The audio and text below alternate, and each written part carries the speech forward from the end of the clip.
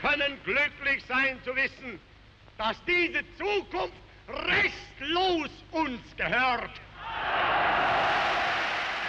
Adolf Hitler had never disguised his belief that the Soviet Union would be his regime's ultimate enemy. Der sich als Träger seines besten Blutes fühlen und dieses wissend zur Führung der Nation.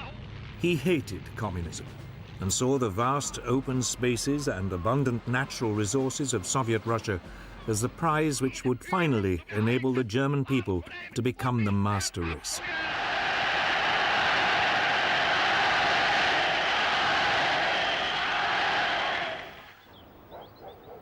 Throughout the early months of 1941, as he stayed at the Berghof, his country retreat in the Bavarian Alps, Hitler planned his greatest gamble. Operation Barbarossa, the assault on the Soviet Union.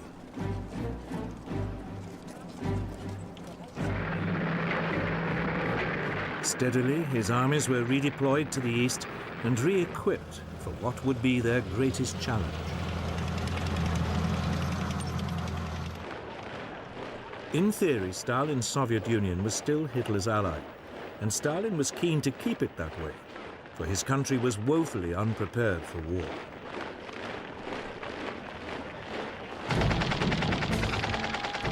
The mighty Red Army, once the largest and most technologically advanced in the world, had been devastated by Stalin's purges in the late 1930s. Some 3/4 of its senior officers had been shot or imprisoned. Despite appearances, there had been a catastrophic collapse in morale and efficiency.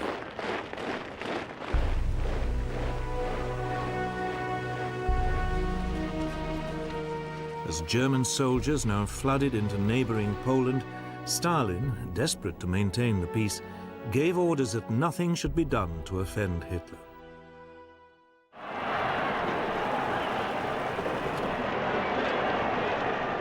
But Hitler had one other task to perform before he could push on to Russia. He needed to secure his southern flank. Romania, Bulgaria, and Hungary were Germany's firm allies.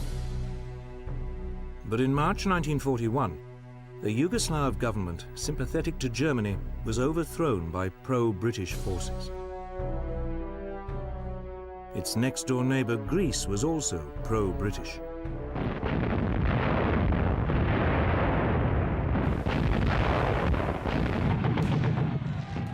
So, on April the 6th, 1941, the German army invaded the Balkans.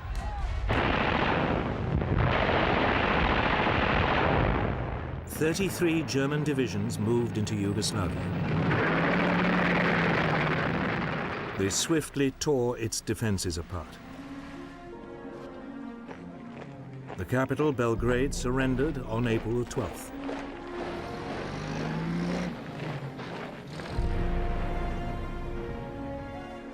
Greece fell almost as quickly. Despite British help, Athens was captured in less than 3 weeks. The way was now clear for Operation Barbarossa.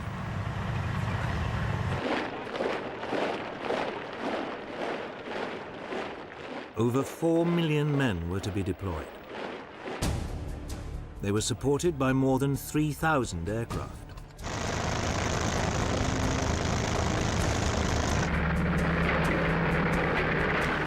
The plan called for 3 simultaneous thrusts. Army Group North would overrun the Baltic states and seize Leningrad.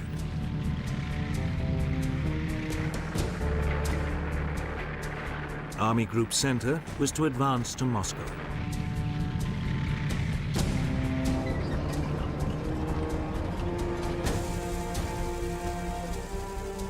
And Army Group South would occupy the Ukraine.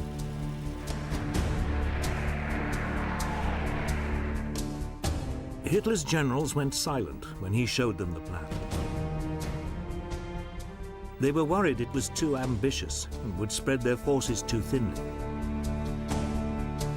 But none dared voice their doubts. The Red Army was much bigger.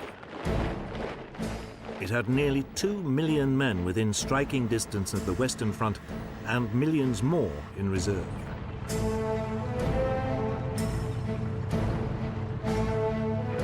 The Russians also had more than 20,000 tanks, far outnumbering Germany's 6,000. They were older and less powerful, but they were still a formidable fighting force.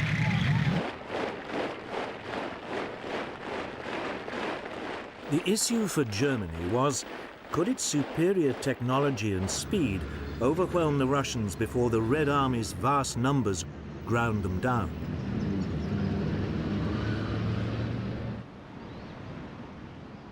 Operation Barbarossa began at 3:15 a.m. on June the 22nd, 1941.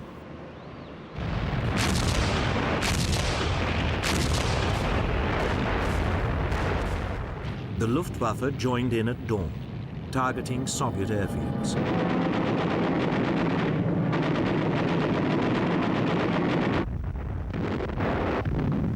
Simultaneously, the ground attack began.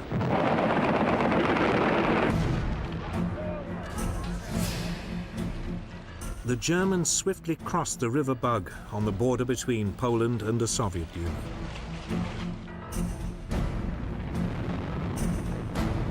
Hitler's panzers were soon thrusting deep into Soviet territory. Within 2 days, the panzers had penetrated more than 50 miles. Ill-coordinated Red Army counterattacks were swiftly brushed aside.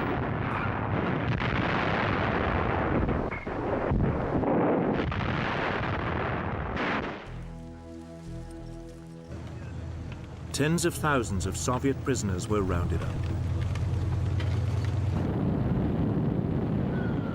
Meanwhile, the Luftwaffe had total domination of the air. The Red Army's leadership seemed paralyzed by the German onrush.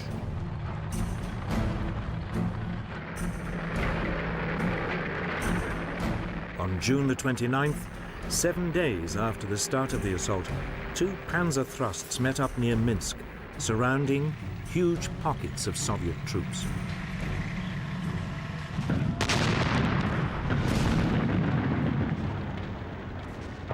As the follow-up infantry arrived, more than 300,000 prisoners were taken.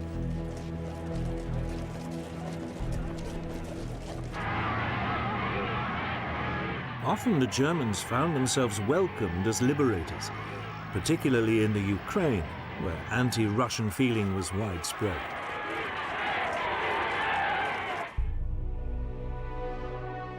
In Moscow, Stalin appeared to have suffered a near breakdown at the news of his betrayal by Hitler. He remained silent for more than a week.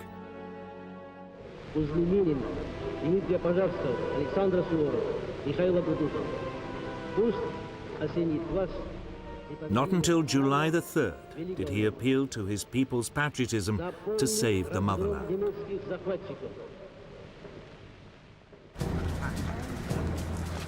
In Britain, the Prime Minister, Winston Churchill, received the news of Operation Barbarossa with very different feelings. It meant the country no longer stood alone. He announced that any enemy of Nazi Germany was a friend of Britain's, no matter what the political differences in the past. He then sent a mission to Moscow to sign a treaty of mutual assistance with Soviet Foreign Minister Vyacheslav Molotov. But apart from sending aid by sea, there was little Britain could do immediately to help the Soviet Union.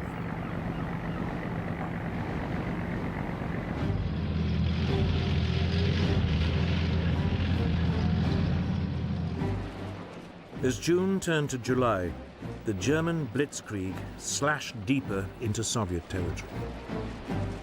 It was beginning to look as if nothing could stop Hitler, but he was about to make his first major strategic blunder.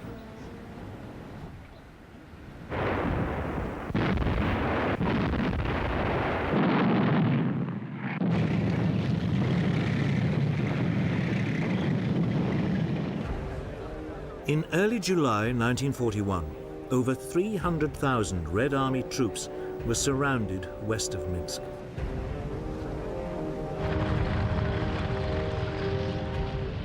Hitler's panzer commanders, in particular General Heinz Guderian, begged to be allowed to race on. Operation Barbarossa was working like clockwork.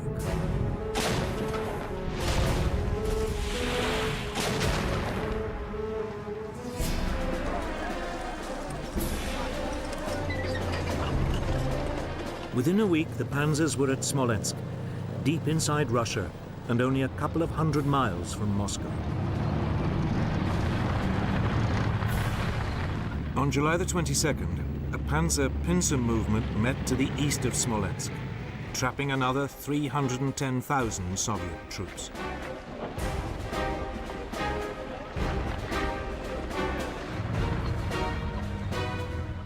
Here there was a brief pause, while the rest of the army caught up. Though the tanks could move at spectacular speed, most of the army still had to walk or rely on horse-drawn transport. But it still only took them 5 days before they arrived and began mopping up. The operation was completed in just 9 more days. Vast columns of Soviet prisoners began trudging west to captivity. Over 2.5 million never returned.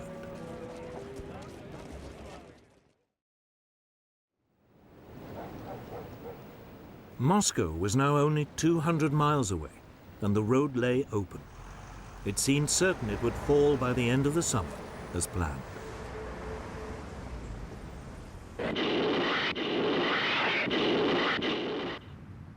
But elsewhere, the German advance was finding the going more difficult. The Red Army was counterattacking more effectively, and by mid-July, Army Group South was still more than 50 miles from Kiev. Hitler decided Guderian's panzers should delay their advance on Moscow and swing south to Kiev to provide help. Guderian objected strongly, but Hitler was adamant. There should be no further advance on Moscow until Kiev had fallen. It would turn out to be a fateful decision. There were already worrying signs the Red Army was not going to be the pushover Hitler had been expecting. Soviet manpower seemed endless. More than 16 million troops were now mobilized.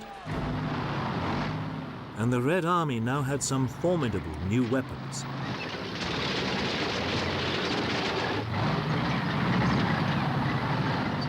In particular, a new tank, the 37-ton T-34. It had a 76mm gun and was faster and better cross-country than the Panzer Mark IV.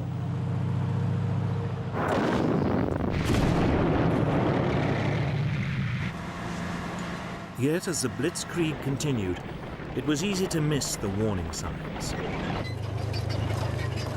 Guderian's panzer group began its thrust south on August the 23rd, 1941. The panzers of Army Group South struck north 3 weeks later. The pincers met east of Kiev on September the 16th.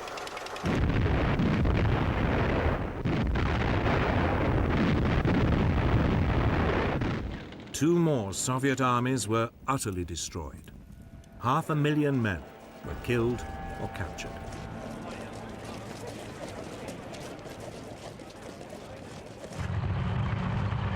On the same day, more than 1,000 miles to the north, Army Group North surrounded the city of Leningrad, today's St. Petersburg.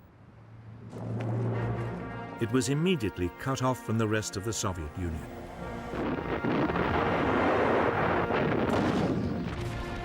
The city was besieged. Hitler decided not to storm it, and the German troops settled down to starve it into surrender. Conditions in the city became dire. The only link to the rest of the Soviet Union was across Lake Ladoga to the east, but only a small amount of food could come in by water. Starvation set in. Over 11,000 people died in November.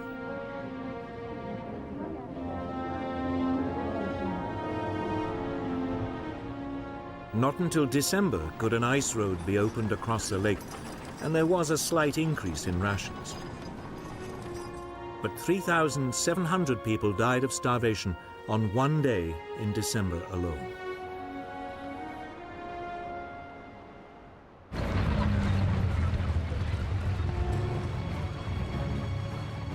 Meanwhile, Army Group Center now prepared for the final assault on Moscow. Guderian's panzers had rejoined it to lead the blitzkrieg. The Germans had a 2-to-1 superiority in tanks and men at the front, and 3-to-1 in aircraft.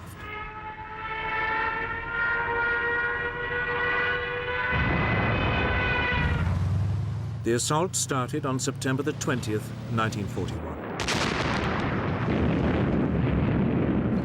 Once again, Guderian's panzers slashed deep through the Red Army. By October the 7th, yet more Soviet troops were surrounded.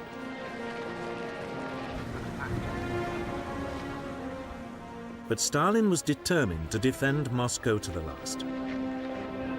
He appointed Marshal Georgy Zhukov to organize the defense of the city.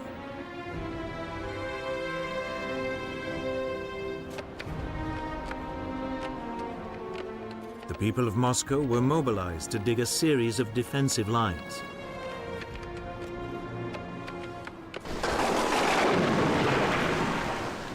But the real obstacle to German advance would be the weather. On October the 8th, heavy rains set in. German vehicles soon became bogged down in a sea of mud.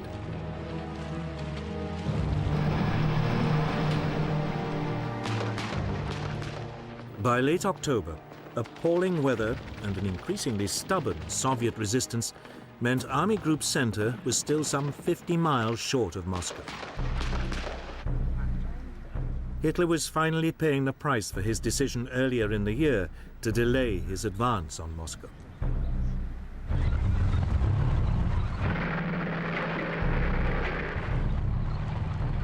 At around the same time, Army Group South reached the Black Sea, trapping yet more Soviet soldiers. Another 100,000 prisoners were taken. But they too were hampered by the weather.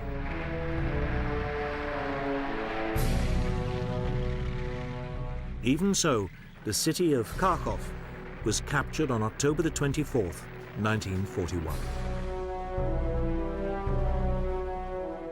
But the weather was now starting to freeze. The German forces, confident the campaign would be over by the summer, were caught unprepared. With no winter clothing, they now suffered terribly.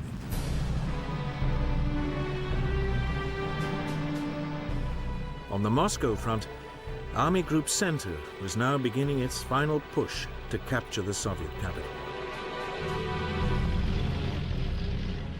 By December the 4th, its leading units were just 19 miles from Red Square. Some reconnaissance patrols claimed they could see the golden domes of the Kremlin glinting in the distance. But that night, the temperature plunged again. Tank engines would not start. Weapons froze.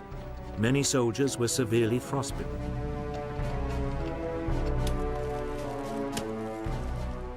On December the 5th, the Germans halted the attack.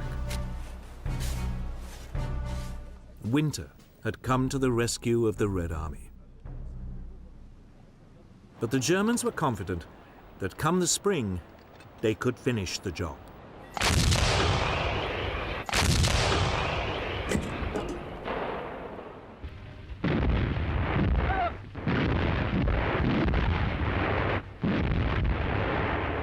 For much of autumn 1941, Stalin's armies reeled under the German onslaught. But all the while, he had another worry, that the Japanese would attack his forces in Siberia. But in November, the Soviet dictator received a message from his top spy in Japan, assuring him the Japanese had no such intention. Immediately, more than 30 divisions began moving west along the Trans-Siberian Railway to Moscow.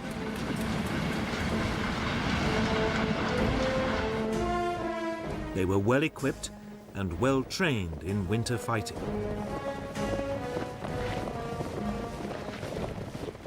By early December, more than 500,000 extra men were in position near the capital.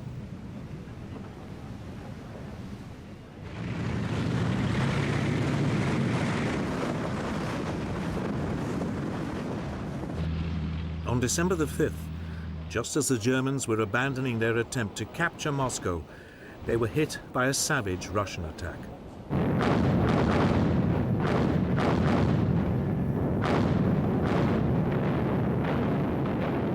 First came a massive Soviet artillery barrage. Then swarms of Soviet T-34s crashed through the German defenses. Stunned by the savagery of the attack by an enemy they had assumed was on the ropes, the Germans fell back. For the next 7 days, the Soviet troops tore into the German forces.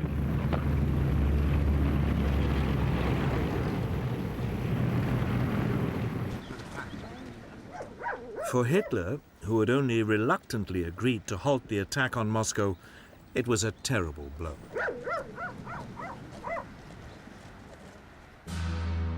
On December the 19th, he sacked his overall commander-in-chief, Field Marshal Walter von Brauchitsch, and assumed command himself. Heinz Guderian was also sacked, along with 35 other senior officers.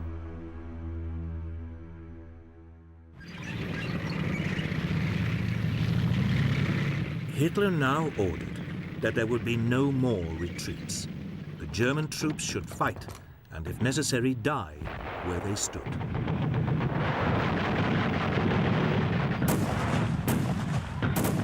It worked.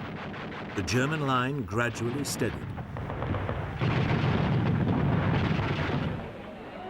But Stalin, elated by the Red Army's success, now demanded a massive advance across the whole front. Marshal Zhukov, one of Stalin's most trusted commanders, tried to dissuade him, but Stalin was determined.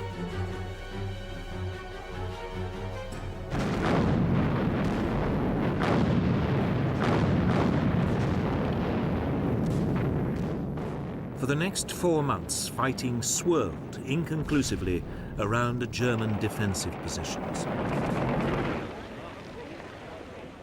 For Hitler, this was a very uncomfortable situation. He was used to and expected quick results. Now he was dangerously bogged down in the Soviet Union and facing an enemy that never seemed to give up.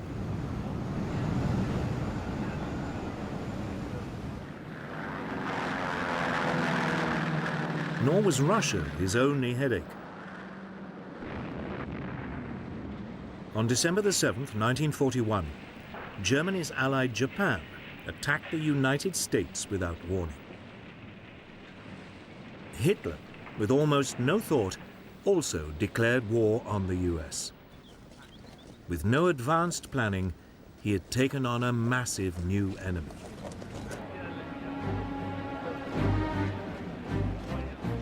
As 1941 became 1942, Hitler remained determined to go on the offensive again in Russia. But he needed a new strategy. The original plan of fighting across the whole front was no longer tenable. Moreover, as his economic advisors told him, Germany's oil supplies were running low. So he decided to halt the attacks in the north and instead head for Russia's oil fields in the south. The initial plan for Operation Blue, as it was called, envisaged an assault south of Kharkov with Army Group A swinging down to seize the oil fields, while Army Group B covered its flank along the River Don.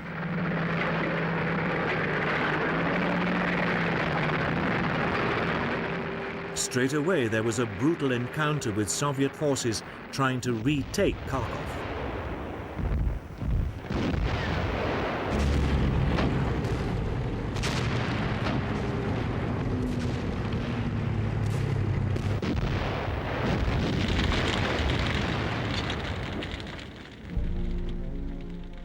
Another 200,000 Soviet troops were captured.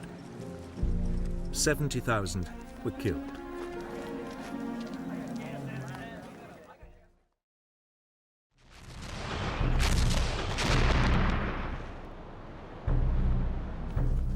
As part of the same operation, the Germans tightened their siege of the port of Sebastopol in the Crimea.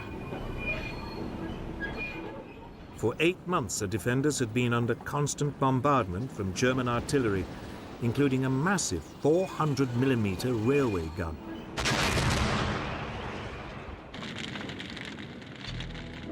In late June 1942, Sebastopol finally fell to the Germans.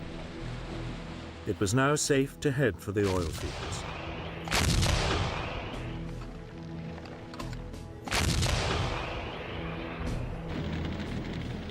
On June the 28th, the offensive began.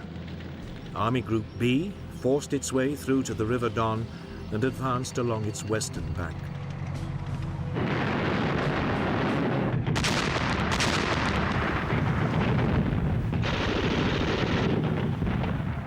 Army Group A faced stronger resistance.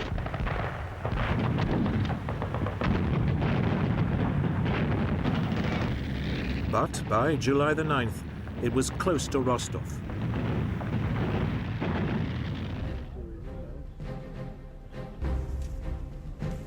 Hitler now made a series of what would turn out to be serious strategic blunders. As Army Group B made its way along the Don, the Führer ordered it to capture Stalingrad, even though the city had no immediate strategic significance. The army had suddenly been given a massive new task. 2 weeks later, Hitler compounded his misjudgment.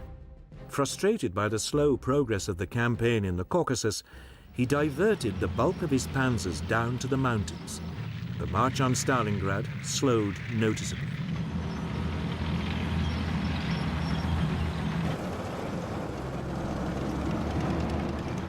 The reinforced Army Group A now raced across the Caucasus to within 70 miles of the Caspian, threatening to cut off all the Soviet armies in the area.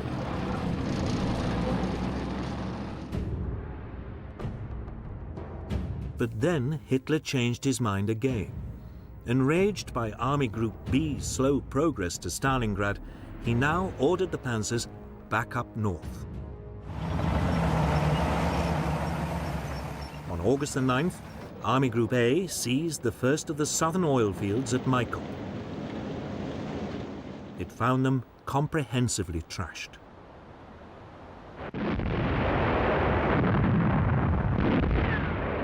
But without reinforcements, it could get no further, and the huge oil fields in the central Caucasus and those near the Caspian Sea remained beyond its grasp. But by now, Hitler's attention had shifted again. In late August, German forces were within striking distance of Stalingrad.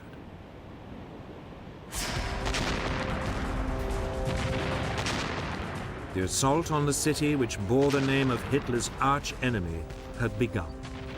It would be one of the most crucial battles of World War II.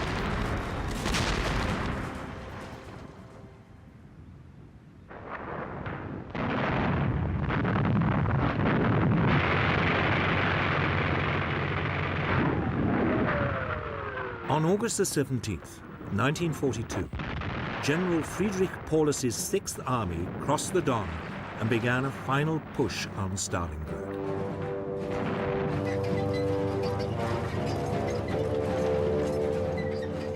Six days later, one panzer thrust had reached the Volga River just north of the city, and German forces were fighting in the outer suburbs.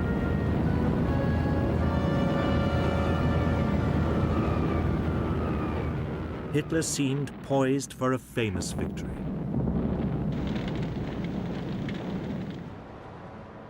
Stalingrad was an important industrial center. It straggled for more than 12 miles along the west bank of the river. Its factories produced over a quarter of the Soviet Union's tractors and trucks, as well as tanks and guns. The Russian people had turned it into a formidable fortress. They had been helped by Hitler's decision to send Army Group B's panzers to the south. This had given them another 2 weeks to prepare.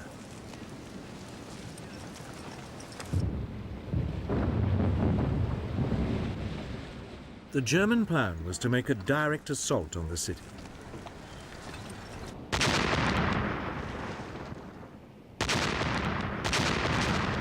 Now began one of the most prolonged and intense battles of World War II.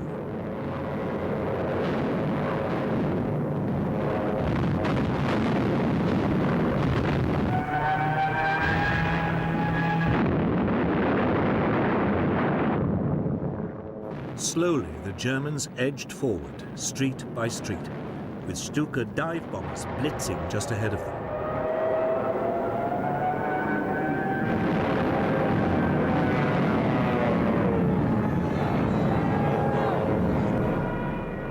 The fighting was savage, house to house, room by room.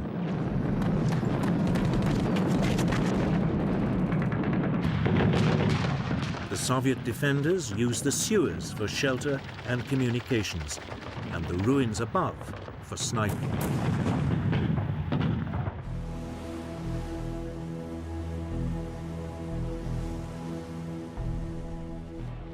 Russian reinforcements had to be brought across the river.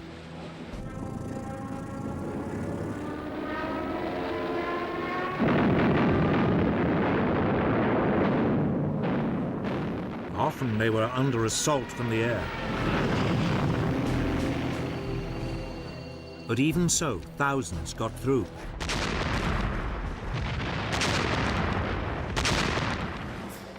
By late September, the Germans had pushed their way through most of the city, almost to the Volga. For Hitler, the capture of Stalingrad was now an obsession.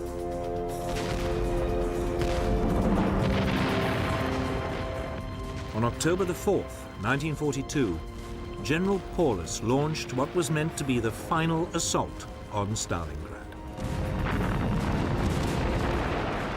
Tanks led the way, grinding over the rubble and firing point blank into courtyards.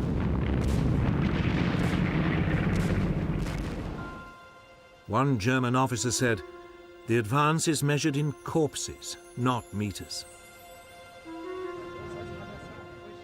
German victory seemed certain, but in fact, the Germans were dangerously overextended. By mid-November, the Soviet army was bringing in reinforcements. More than 1 million troops, 13,500 guns, 900 tanks, and over 1,000 aircraft were secretly moved to the battle zone.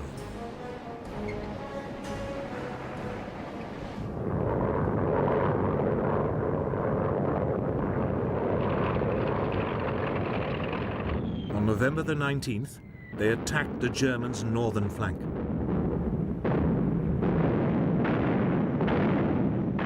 After a massive artillery barrage, the T-34s and assault infantry burst through the German positions. Now it was the Germans who surrendered in their thousands.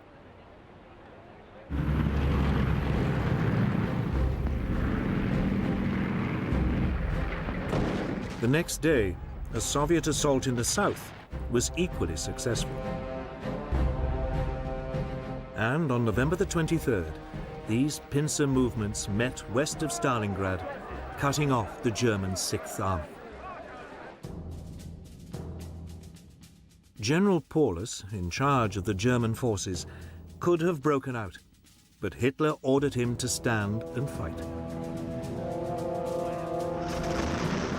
The Führer had been assured by the Luftwaffe that sufficient supplies could be airlifted into Stalingrad. This was enough for him to announce that the German positions must hold out until relieved. To help Paulus, Field Marshal Erich von Manstein, the overall German commander in the region, launched Operation Winter Storm on December the 12th. It was an attempt by the German panzers to break the Soviet encirclement of the city.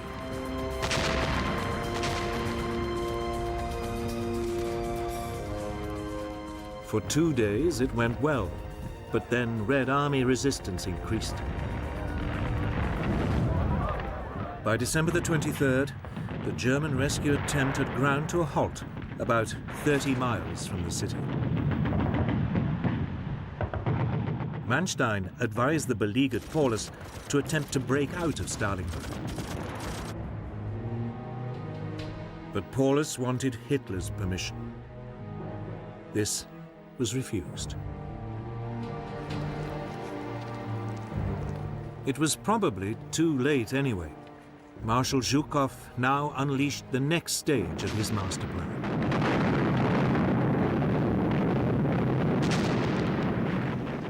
It was a massive assault on the Panzer Relief Operation.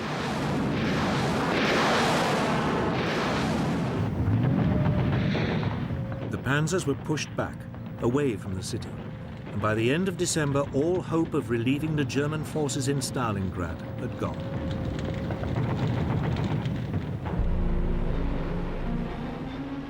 Worse still, plans to airlift aid into the city were a fiasco. The German troops needed 700 tons of supplies a day to survive. They never received more than 80.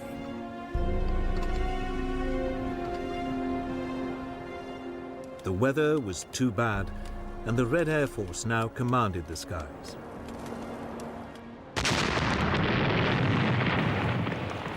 Steadily, the Soviet troops squeezed in on the encircled Germans.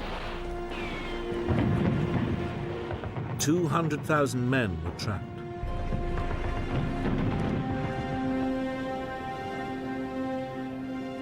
On January the 8th, the Soviets called on the Germans to surrender. They refused.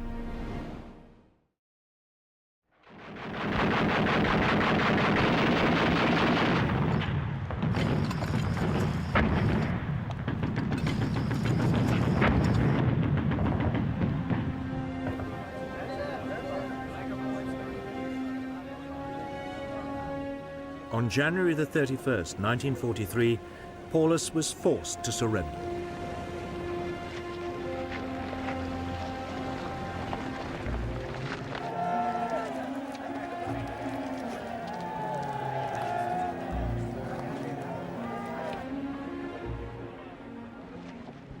Over 100,000 men stumbled off into captivity. Only 5,000 would ever return to Germany.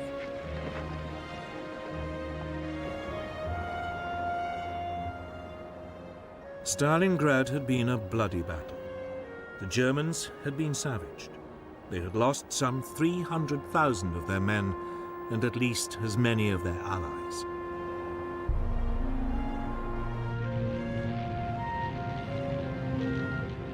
The Russians had lost about the same number, including thousands of civilians. It was Germany's greatest catastrophe in the war so far, but it wouldn't be the last. The Red Army was now inflicting massive defeats on Hitler's forces across the whole Eastern Front.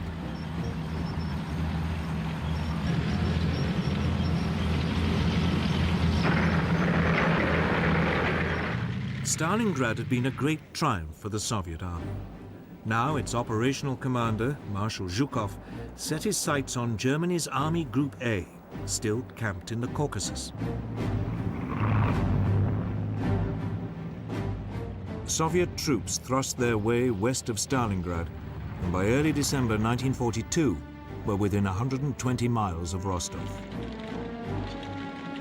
There was a real possibility all the German forces in the south would be cut off. With little choice, Hitler reluctantly gave Army Group A permission to fall back.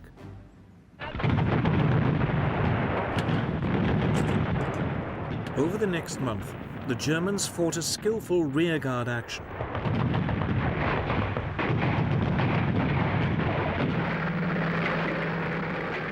Hundreds of thousands of troops withdrew. Then, on January the 12th, 1943, Zhukov launched an all-out assault.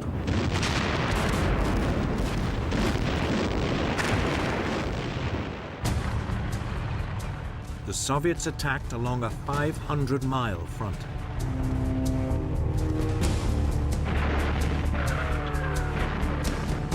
Outnumbered 7-1, von Manstein, the overall commander of German forces in the region, fought a brilliant mobile retreat.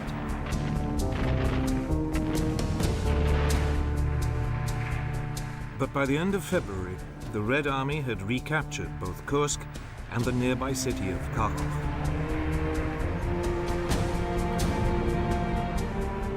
This Russian winter offensive had struck a crippling blow to German power.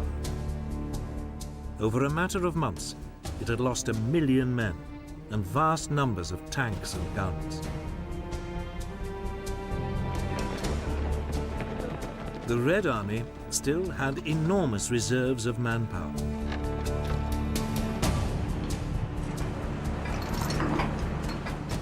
It was also benefiting from a huge increase in weapons production and aid from the United States and Britain. The Germans also no longer had the technological upper hand. The T-34 tank was more than a match for the Panzer Mark IV. And they also had the terrifying Katyusha multiple rocket system, which shattered German troops.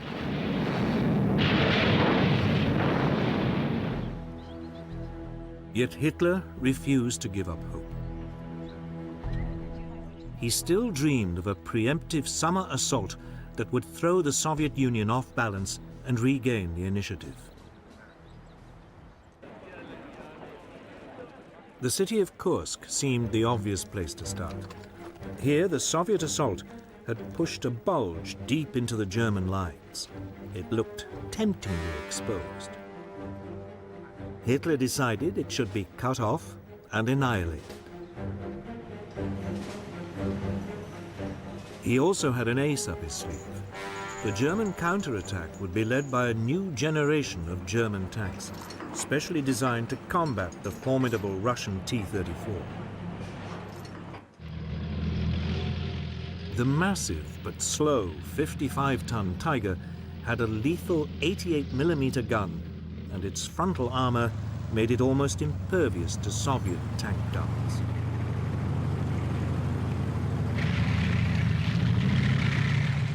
And then there was the faster 43-ton Panther with a new 75mm gun, also capable of knocking out a T-34.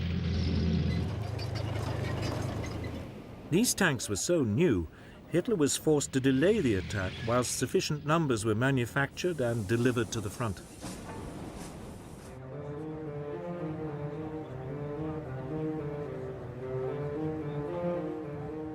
But even as the German forces began to assemble, the Soviet commander, Marshal Zhukov, guessed what was about to happen. Soon afterwards, he received information from a Soviet spy ring inside the German High Command, confirming the site of the attack. Zhukov ordered the construction of a series of defensive lines with anti-tank ditches, minefields, and deep belts of barbed wire. He also massively built up Soviet forces in the area, pulling in troops and tanks from less vulnerable parts of the front.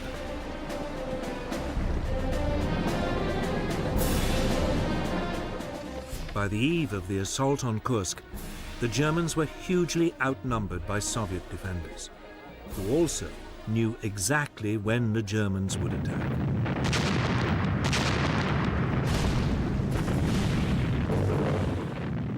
On July the 5th, 1943, just as the German troops prepared to assault, they were hit by a huge Soviet artillery bombardment.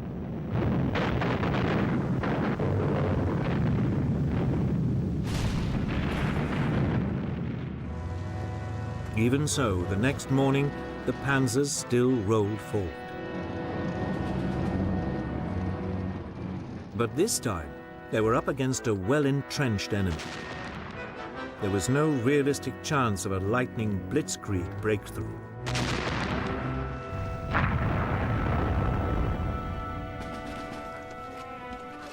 The results were disastrous. In the north, the German army gained a mere 6 miles for the loss of 25,000 men and more than 200 tanks.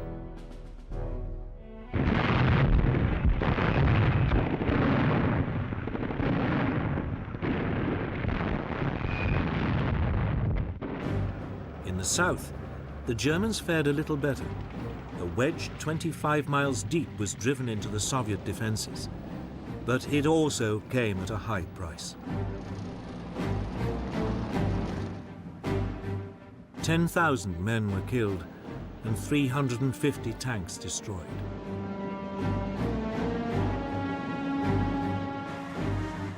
But for a brief moment, it looked as if a German breakthrough might be possible.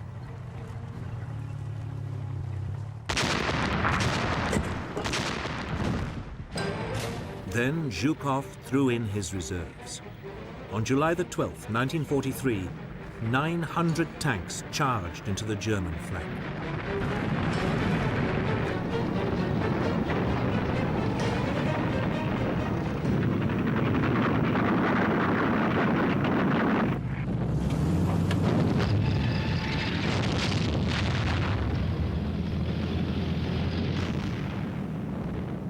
Almost 2,000 tanks now engaged in what was the largest armored battle of World War II.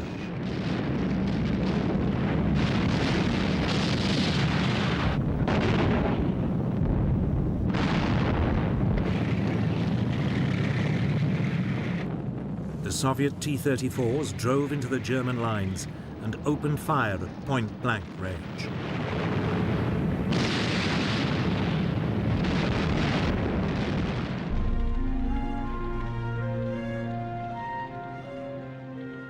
After a single day of brutal combat, the Germans had lost a further 350 tanks and were retreating.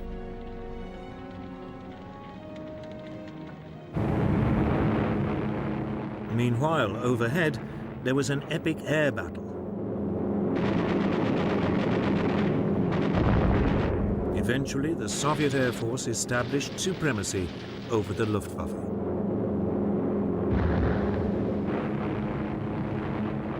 Now the Russians could unleash their formidable Ilyushin IL-2 Stormovik tank killers.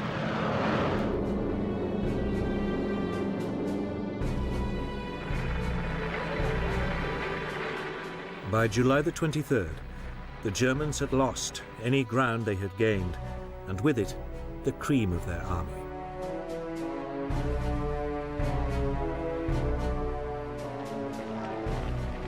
Hitler's adventure at Kursk had cost him at least 50,000 troops and more than 700 tanks.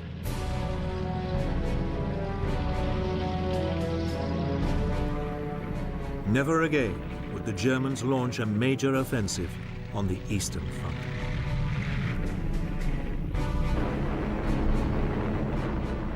The Russians had turned the tide of the war.